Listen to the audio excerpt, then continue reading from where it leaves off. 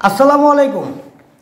আজকে আমি দেখাবো ওভারলক মেশিন কেন এক পাশে টানে, মানে ওভারলক মেশিন স্ট্রেট না গিয়ে কেন বাঁকাতে না যায়, ঠিক আছে, স্ট্রেট কেন টানে না। ওভারলক মেশিনের ফিডব্যাকের মেকানিজমের সিস্টেমগুলো দেখাবো, ফিডব্যাক রিপেয়ারের সিস্টেমগুলো দেখাবো, ফিডব্যাক সমস্যা থাকলে কীভাবে ঠিক করবেন এই বিষয়গুলো দেখতে পাবেন। তো ভিডিওটা শুরু থেকে শেষ পর্যন্ত দেখবেন। যারা আমাদের চ্যানেলে নতুন এসেছেন প্লিজ সাবস্ক্রাইব করে দেবেন। আমরা প্রতিনিয়ত sewing machine repair related video upload করে থাকি এবং যারা আমাদেরকে অলরেডি সাবস্ক্রাইব করেছেন সবাইকে অসংখ্য ধন্যবাদ। চলুন ভিডিওটা শুরু করি।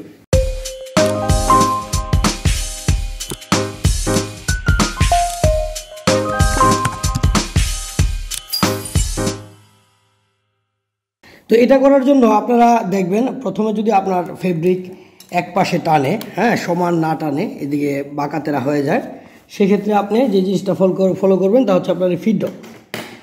তো আমরা আপনাদেরকে একটু দেখাচ্ছি।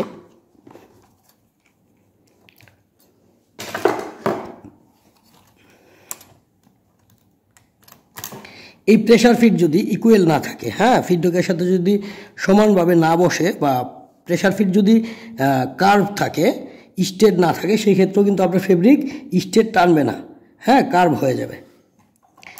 আর যে সমস্যাটা সবচেয়ে বেশি হয় তা হচ্ছে ফিডব্যাকের সমস্যা।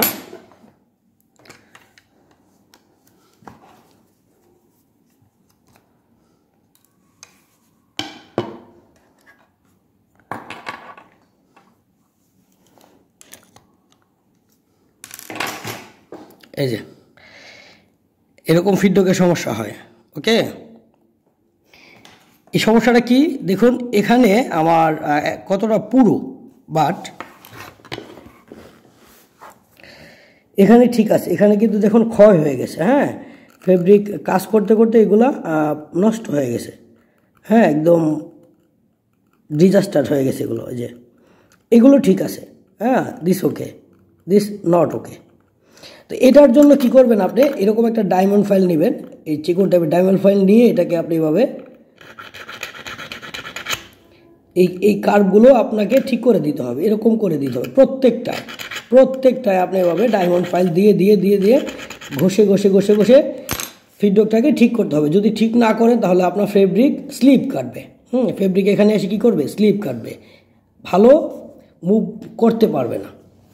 ঠিক একই ক্ষেত্রে এই জিনিসটা তো দেখুন, এই যে এটা আমার ঠিক আছে, যদি এটাও ঠিক না থাকতো আমরা এটাকেও কি করতাম, ঠিক করতাম। দেখুন এটা ঠিক আছে, বাট এটা ঠিক নাই, this okay, this not okay, okay.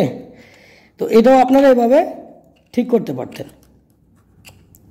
Fabric একপাশে টানার জন্য এটা খুবই গুরুত্বপূর্ণ একটা জিনিস। আপনার মেশিনের ফিডব্যাকের যদি দাঁত ক্ষয় হয়ে যায়, আপনাকে অবশ্যই এটাকে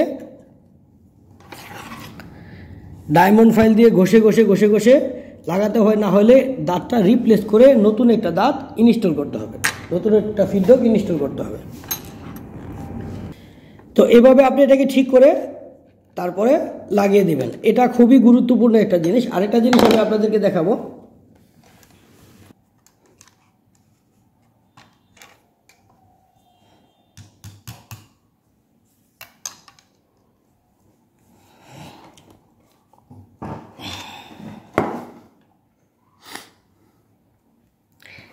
যে জিনিসটা আপনাকে ফিডব্যাক সেট আপ করার পর দেখতে হবে তা হচ্ছে প্রেশার ফিটের আর ফেব্রিকের কমিউনিকেশন। হ্যাঁ, আমি আপনাদেরকে দেখাচ্ছি।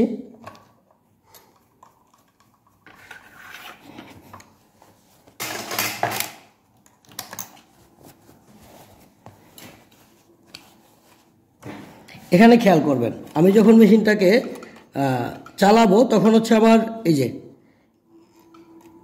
এখানে যেন কোনো প্রেশারে যেন কোনো সমস্যা না থাকে। এই প্রেশার যদি বেশি থাকে, আমার এই প্রেশারটা এটা যদি বেশি থাকে তাহলে হচ্ছে কি আমার ফেব্রিক একপাশে কুঁচকিয়ে যাবে। তো প্রেশার এখান থেকে অ্যাডজাস্ট করে নেবেন আপনি। এটা হচ্ছে প্রেশার বার, আপনার মেশিনের ওভারলক মেশিনের প্রেশার বার, এটা দিয়ে আপনি প্রেশার ফিট অ্যাডজাস্ট করে নিতে পারেন। এই জিনিসটা আপনি খেয়াল করবেন, হ্যাঁ, এটার এই প্রেশার ফিটের কমিউনিকেশন যেন ঠিক থাকে। যদি ঠিক না থাকে তাহলে আপনি এখান থেকে অ্যাডজাস্ট করতে পারেন, অথবা আপনার এই যে দেখুন এটা হচ্ছে প্রেশার ফিট বার, এখান থেকে আপনি এখানে একটা স্ক্রু আছে, এই স্ক্রুটা দিয়ে আপনি এটাকে এখানে সামনে পিছনে নিতে পারেন, আপনার যদি প্রয়োজন হয়। হ্যাঁ, ফ্রন্টে মুভ করতে পারেন, ব্যাগেও নিতে পারেন, সামনে পিছনে মুভ করাতে পারেন। দিয়ে আপনি এটাকে অ্যাডজাস্ট করবেন।